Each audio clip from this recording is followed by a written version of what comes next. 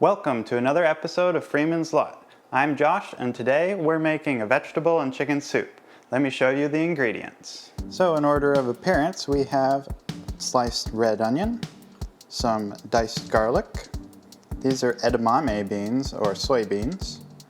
This is some sliced carrots. Main body of this dish will be cauliflower. We have some chicken here. This is red cabbage and some celery, sliced nicely into bite-sized pieces for most of these things. I also have the rind of a piece of cheese. This is Gruyere, I believe. And we're going to be using butter for the oil to saute these onions, as well as we have some vegetable stock from Better Than Bouillon, and that'll be going in the water. We'll use that to really flavor up the soup and add most of the salts. And then of course a dash of rice vinegar here. That'll help combine the flavors later on in the cooking. And over here we've got some black pepper, a little bit of salt, and then these are some of the spices that I like to use in this soup. Pretty much just flavor to taste. You could use many of these other spices that you want, but it's mainly coriander, paprika, cayenne, basil, sage, thyme, and parsley. So it's kind of like a Italian seasoning blend with a little bit of spice in there. I'm going to be using my 8-quart Dutch oven today, the wood spoon. This is like really versatile. It can go in the oven. It's cast iron, ceramic enamel, I guess. And yeah, it's just pretty hefty. It'll do probably 2 or 3 full soup bowls for me. Let's get cooking. So we'll start by melting some butter. Drop in about 2 tablespoons. Get that melted down. I'm melting the butter at medium heat. Don't want to burn it. Now goes all the onions.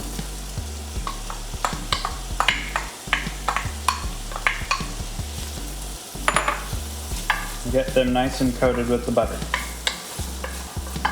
This is a whole onion.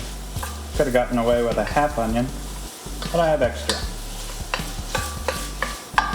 Now this process might take 10 to 15 minutes, depending how hot you're doing it. I like to take as much time as possible. That way I don't end up creating any charred bits.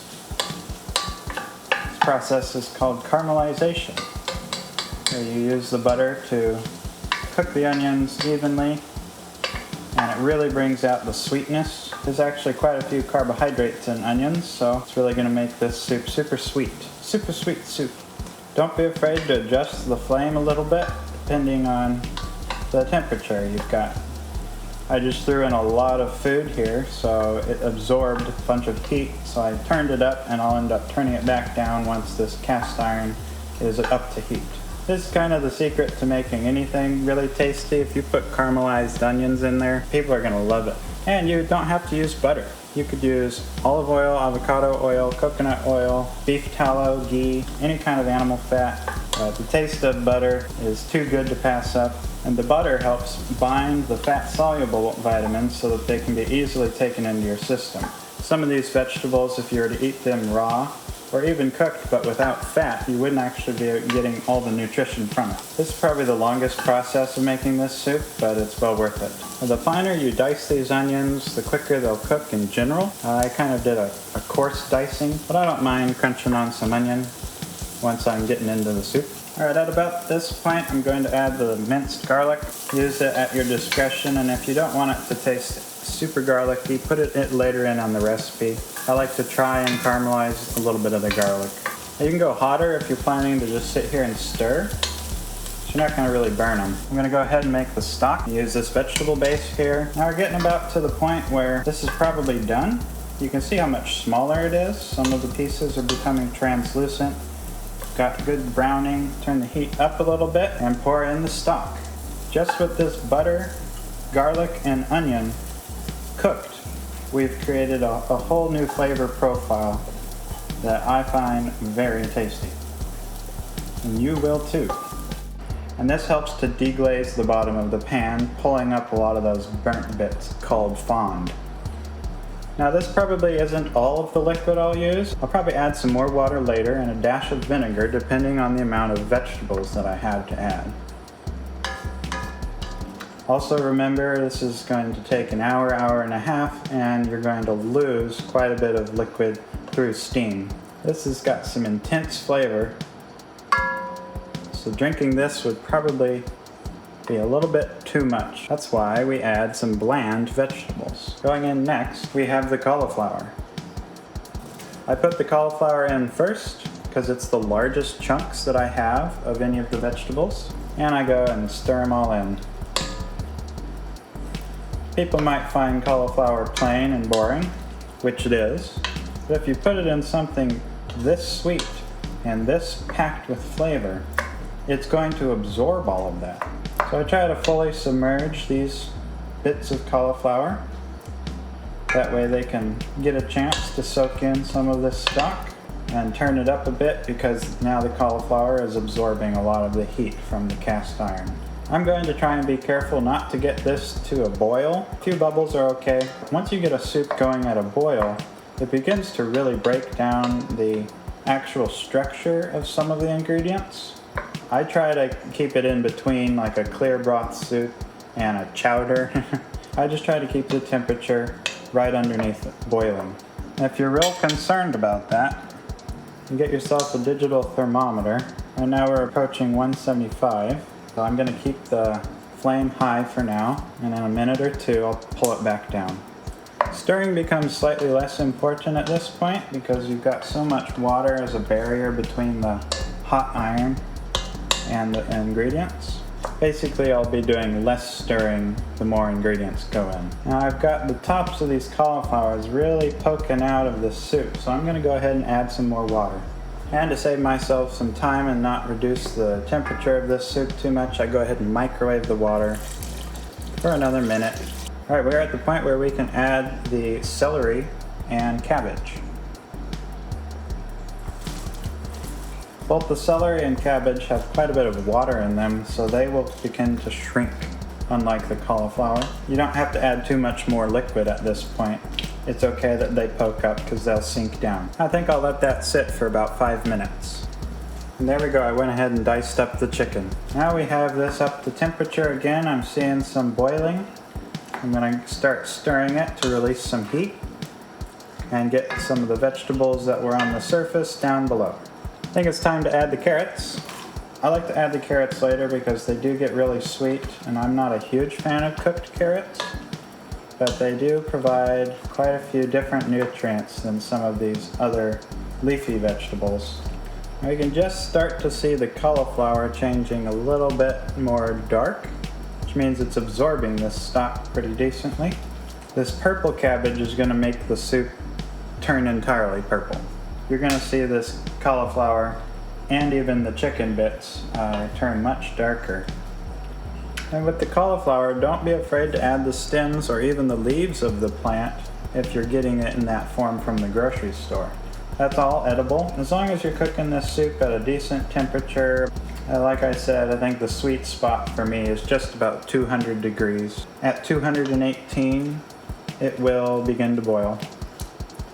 So I'm just trying to keep it right under that. Each time that I see it getting up to that 218 degree boiling point, I pretty much add the next vegetable. That keeps it down, adding more thermal mass. It's a way to progress without reducing the heat too much, is getting up just to boiling, adding the next cold vegetable. Now we're nearing the point of seasoning, so I'm going to go ahead and start adding some of this stuff by eye. I haven't tasted it yet, but I know just about what it's going to take. So there goes some coriander, some basil, some sage. Typically add a smaller amount of parsley and thyme. Now we're boiling. So let's give that a stir. Turn the heat down maybe just a little bit. And I'm going to top it off with the rest of this water. Alright, just a very small amount of cayenne pepper can go a long way. And some paprika. It's not necessary, but I like to add it just because. I do find that cayenne pepper is necessary to give it that little spicy kick, a little bit of heat. It gets your mouth going with some different sensations while you're eating the soup with that heat. You bite into one of the more bland cauliflowers, it's got that kick, and I just really enjoy that. Add as many of these different spices and as much amount as you want, all your preference. I encourage you to taste as you go though. We are at the point where I should go ahead and give it a little bit of a sip. Be careful, it's very hot. You're going to want to blow it before you eat it. Oh, that is coming along very well. There is a lot of salt because of that bouillon. I don't think I'm going to need to add any salt. I will add some black pepper. At this point, you might as well add the chicken. And the cheese can go in right on top of that. Now, if you ever have the rind, the back part of a real wedge of cheese, it's kind of gross to eat by itself. But if you put it in a soup like this, it really adds some wonderful flavor. It kind of dilutes that taste that may be undesirable. Oh, I can smell that cheese coming through. You could use grated cheese, chunks even larger than the ones I use. But I'd say we have 99% of the ingredients in here now. So I'm going to turn it down a little bit. And because it tastes great and I like the flavor profile where it's at, I'm going to go ahead and put the lid on and let it sit for 5 to 10 minutes. Alright, let's check on this. Oh, we got some boiling. Can turn it down a little bit. That looks great. Smells even better than it looks. At this point we can go ahead and add some rice vinegar. This is completely optional.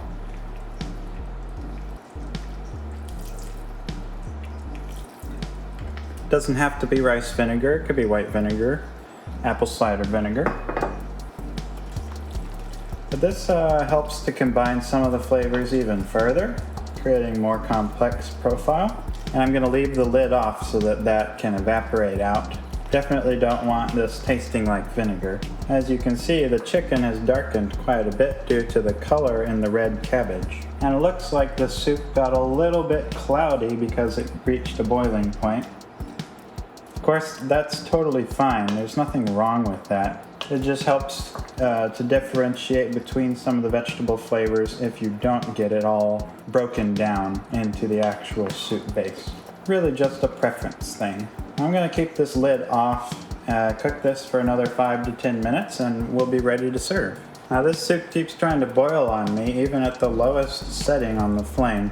So I'm going to have to attend it and do a little stirring. Instead of white vinegar, you could also use something like white wine.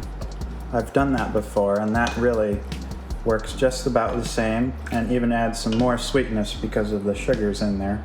This soup is sweet enough for me, and it's just the right amount of saltiness.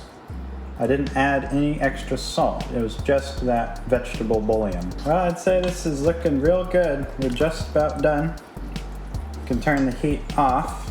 If you have a nice sturdy bowl, this is Duralex, so it's thermal shock resistant. You can go ahead and serve it right away, which is what I'm going to do. If you do not have a bowl that's resistant, you're going to want to let this cool off the heat for 15 more minutes. It'll keep kind of cooking on its own, and of course it'll keep cooking in the bowls I'm going to serve it in right now. But yeah, just make sure you pour this into something that can handle the heat. So I've got this big wok ladle here, it's the biggest spoon I have. And to get even portions, I just do my best to do 1 scoop in each bowl at a time. And I hope you guys learned a little something about making this soup. And it should be applicable to making any kind of soup with any variety of ingredients. I really just like this combo.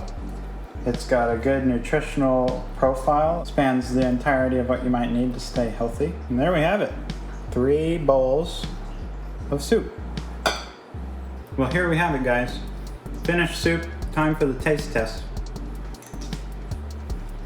Man, that is so good.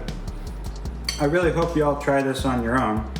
You can use any number of ingredients or different vegetables. These are just the ones that I like to use. Man. Just delicious. Cauliflower, carrot.